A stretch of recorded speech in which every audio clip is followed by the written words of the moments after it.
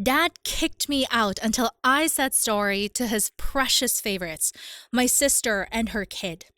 I simply said, okay. By morning, I was gone, just like my account they used.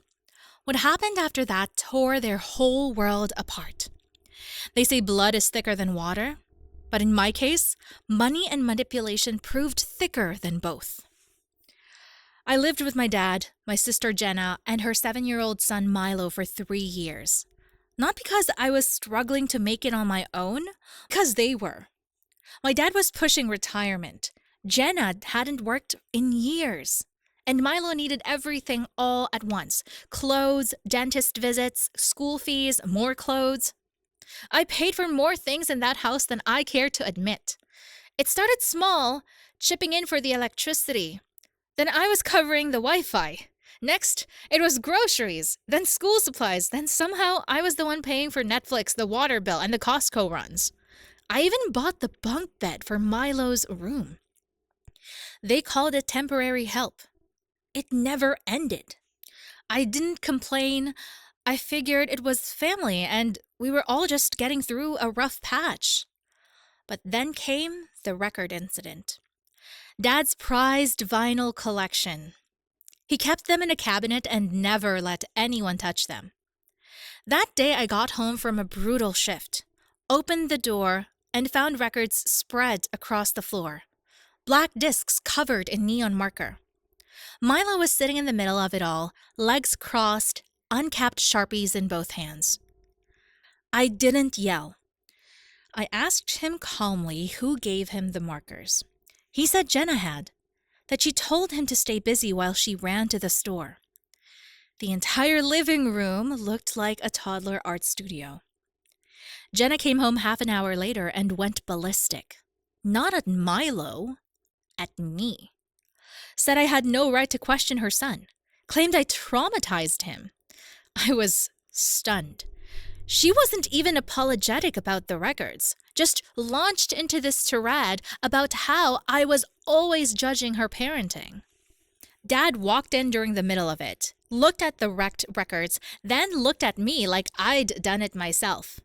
Jenna turned on the waterworks and said, I made Milo cry. He stood there, arms crossed, and told me I needed to apologize. I thought he was joking. I waited for him to laugh or at least realized how backwards it all sounded. But no, he doubled down, said this wasn't the first time I had overstepped. I asked him straight up if he was serious. He said either I apologized or I left like that. No discussion. I'd been helping them for 3 years. Paid their bills, paid for their food, canceled dates because they needed rides, put my own debt on hold to buy things they needed. And now I was being kicked out because I wouldn't bow to my sister and her kid? So I said, okay. I packed that night, took my laptop, my documents, some clothes, and left everything else. I didn't say goodbye. I didn't leave a note. By the time they woke up, I was gone. And so was the phone plan Jenna used. My name was on the account. Gone. The Wi-Fi, the Netflix, the Amazon Prime with the monthly deliveries, the utilities I'd been paying under my name, all set to cancel. Everything they used that came from me vanished like smoke. By noon, I had 20 messages. Jenna was furious. No data on her phone. Milo couldn't watch his cartoons. Dad called twice asking why the water was shut off. My cousin Jamie texted me confused because she'd heard some weird version of the story from Jenna. Something about me storming off in a rage. I ignored them all. What they didn't realize was that I wasn't just leaving, I was cutting them off completely. 3 days passed before Dad tried calling again. Jenna had already left 5 voicemails filled with half threats, half pleas. You didn't have to be so dramatic. Milo doesn't understand why you're being cruel. And my favorite, you need to grow up and come home. As if I was the child in this equation. I didn't pick up. I wasn't ready to speak. And honestly, I had nothing left to say. What they didn't notice yet was how deep I'd been involved in keeping that house running. I didn't just help with bills, I had created an entire ecosystem around them. I was the one with the login for the insurance. I was the one who paid for the car tags, scheduled appointments, even reordered Jenna's contacts when she ran out. Every time they said Katie will take care of it, they weren't kidding. No, Katie was done. The first real hit came at the end of the week. Dad's electric bill was overdue and shut off within 48 hours. He called me in a panic, not even bothering with a greeting, just launched into a lecture about responsibility. I asked if he wanted me to apologize again. He hung up. Then Jenna's car insurance lapsed. Her car got towed from a parking lot. She called me crying, screaming that I had abandoned them. Told me Milo was scared because they had to walk home in the dark. I didn't answer that one either. Every week, something else unraveled. The fridge broke and no one was there to schedule a service. Milo's school lunch account was empty. Jenna's phone stopped working completely. They had no idea how many things had been quietly managed by me because I never bragged about it. I just did it. But the most ironic part, I had still been paying off debt from covering their lives. Credit card bills with their groceries on it, a $1,000 vet bill for their old dog that wasn't even mine. At one point, I was paying more towards their lives than I was spending on mine. And now they were scrambling. The house was cracking at the seams without me, and they were too stubborn to admit it. Then came the messages to the relatives. Apparently, Jenna had started reaching out to cousins, aunts, family, friends, anyone who'd listen, spinning a version of the story where I had walked out after a fight and abandoned family in a time of need.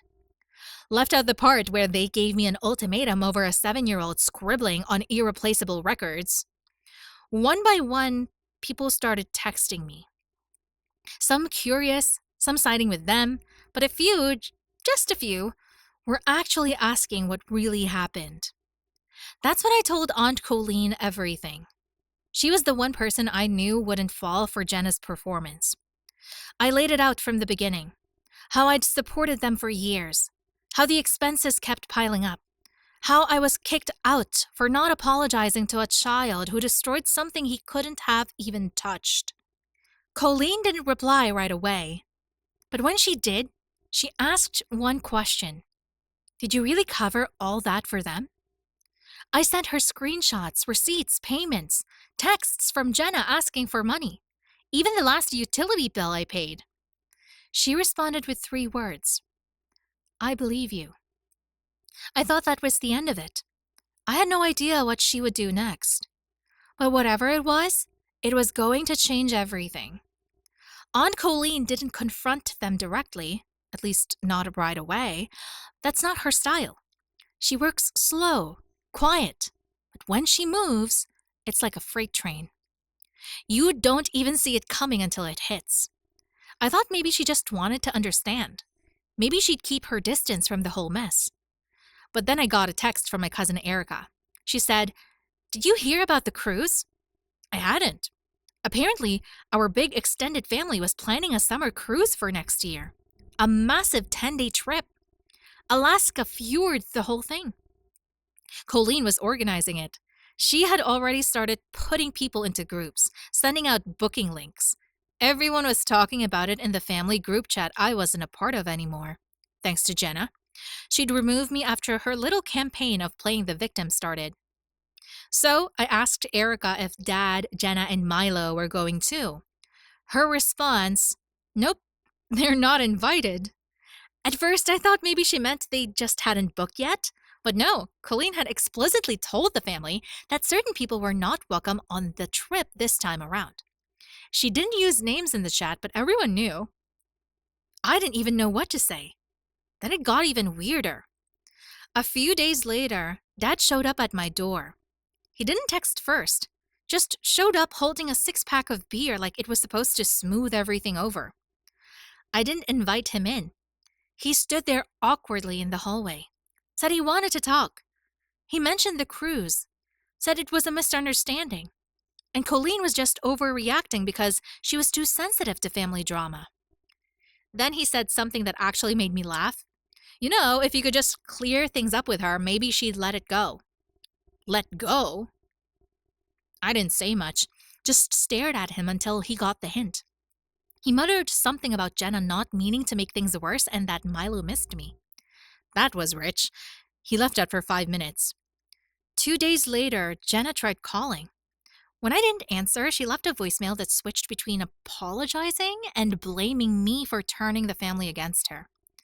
She said I was acting like a stranger, like I was the one tearing the family apart. I didn't respond. I had spent years being their safety net, the fixer, the one they leaned on whenever life got even slightly inconvenient.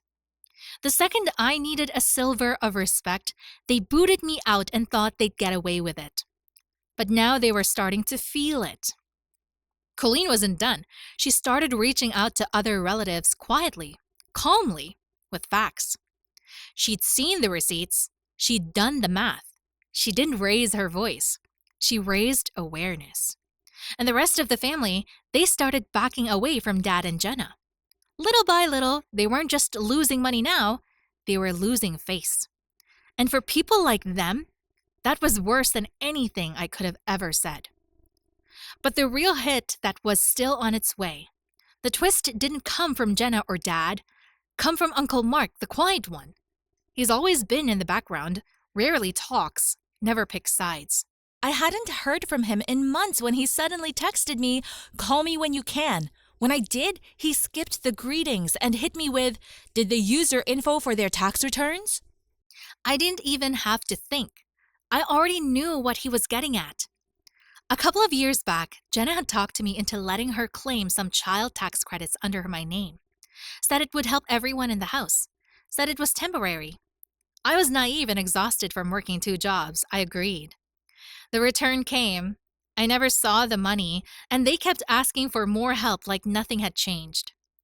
Mark told me a friend of his, someone who works in IRS compliance, flagged some irregular filings connected to Jenna and Dad. Wrong dependents, inconsistent income, my name tied to benefits I didn't qualify for. He wasn't warning me to scare me. He told me he was already helping clear my name from the mess. But then he added something I didn't expect. They knew what they were doing, Katie. That stuck with me.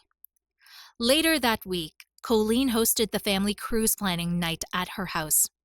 Everyone was invited except Dad, Jenna, and Milo, but of course they showed up anyway. Erica filled me in that night, texted me in all caps. Jenna barged in like nothing happened, started shouting about being left out, claiming I turned the whole family against her. Dad stood behind her, quiet but clearly letting her lead the charge. Jenna said it was wrong to punish Milo for grown-up drama. Colleen didn't yell. She just asked one question.